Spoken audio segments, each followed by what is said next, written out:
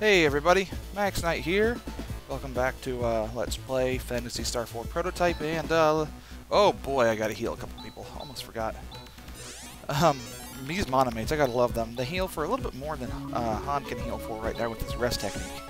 So that's pretty good. We're just exploring this wreckage, and no one else needs healing, so let's go. This is in fact not a plot necessary place to go to, but it is nice for a reference. And lots of money. And a little equipment.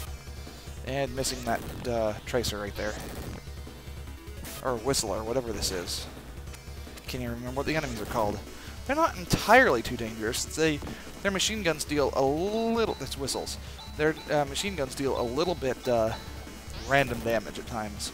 And what I mean by that is that sometimes they seem like they're dealing like nothing, and sometimes they're like, you know, doing that. Now, because of that, I'm gonna like wind up going through all of my monomate.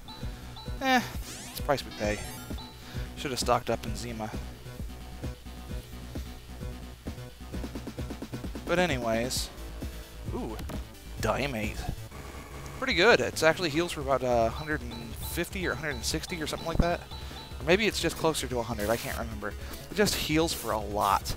And the only person that can truly use a Diamate right now is Pike. We'll be stocking up at the next town, though. We're definitely going to need a few on the next boss battle that we're going to be facing. Now, this area, once again... Oh, jeez. At this point, I realized something. Fall is, you know, gaining in levels, and she in fact has pretty good defense now. She has nearly as much HP and better defense, so I figured, well, might as well change the order up a little bit. And also, I figured that Gaira has 2 more HP and 1 more defense, so therefore she's that much more defensible. New enemy Tracer. They're gold versions of the whistle, and they have a laser. They take a little less damage, they take a lot more punishment, more HP, and they're just more dangerous. See that it took like almost all of us to take one down. At this point I realized, you know, I have the TP, why don't I just use it to use Tri-Blaster on everything when I hit a gate when I have a large group of enemies. One monomate, use it on Fall. Rudy technically needs healing too, but I don't think about that too much. Can't go that way. What do we have in here? Surprise attack. Better just attack everything anyways. No need to go all Tri-Blaster on just 2 enemies that we surprised, so... luckily, this video did not do any slowdowns, or as far as I know, it's not going to be desynced any. So, lucky for me. Way to go, Han. You're the only person that could hit him. Whatever. Your reward is a ceramic knife. It's actually not too bad. 4 more attack points.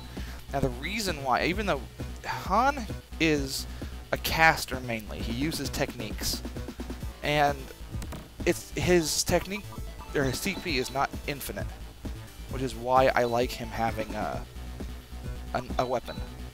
I decided to give this to Pike because he's out front, and it gives him a pretty good boost to his defense. 10 points over the titanium male. And he kind of needed it, because being out front with more HP, lowest defense of the frontliners, though. The ceramic mail and ceramic shield have a special property that will protect you from fire, and using the ceramic shield also gives your attack a fire property. Amazingly. It works that way. And protection from the flame element is actually a pretty good one to have here pretty soon, because you'll be running into enemies that use Foy and a flame breath attack. So the thing is, Pike has natural flame resistance, and this isn't going to add any to his flame resistance. So the moment we can, we're going to need to get some more of that ceramic mail. Just about done here. Got a lot of nice new equipment. A lot of money from these guys. It's too bad we don't get a whole lot done in this, though. Just getting through the wreckage and getting ourselves hurt really bad. At this point, I decided, you know something? Large group has one tracer in it. Try blaster. But I accidentally tried to run instead because I went the wrong direction in the panel, which was my mistake. You'll notice Fall is gaining tons of levels. Lots of experience to be had here, and lots of potential. Pretty soon, she'll wind up with probably the highest defense of the group, and pretty darn good HP for that matter. This is part of the reason why I wanted to get us up as high a level as possible first, because this way we can just go on and, you know, she'll be... I'm not quite sure what I thought I was doing there. This way we can be as high a level as possible before she catches up. Because it's not that I don't like Fall, it's just that I'm a little annoyed by the fact that she gains so many levels in comparison. And yeah, that is pretty impressive. You said move over Rudy, and then you made him move out of the way. You're lower leveled, you have lower strength, and you still made him move. That is impressive. And this, my friends, is a grand reference to Phantasy Star III, one of the most underrated games in the series. I personally enjoy it quite a lot. Someday in the future, I may decide to pick it up.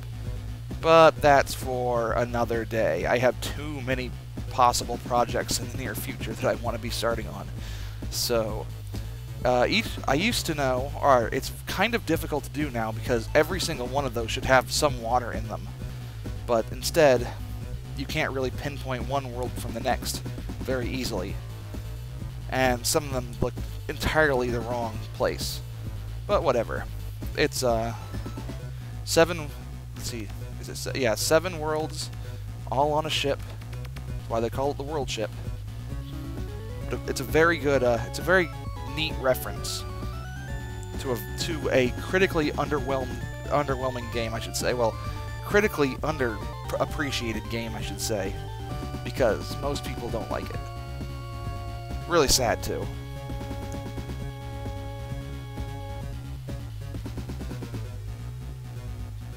So, this is mostly just a way of saying, hey, we're going to throw in a reference.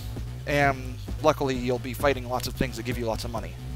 Which is basically the whole point of coming in here, is getting money and equipment and experience, and I'm just going to walk out of here. I mean, I just, there's no reason to heen us out, which, you know, pretty soon Rudy won't have enough TP to do that anyways.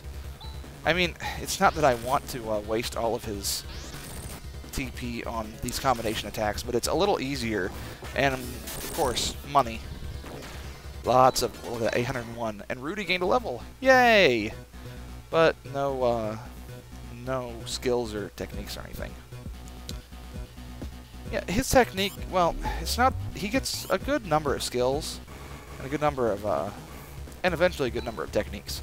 But it turns out that Han has the most complete technique list of anybody. He is the only person whose battle techniques can fill up his one entire page. Which is pretty impressive.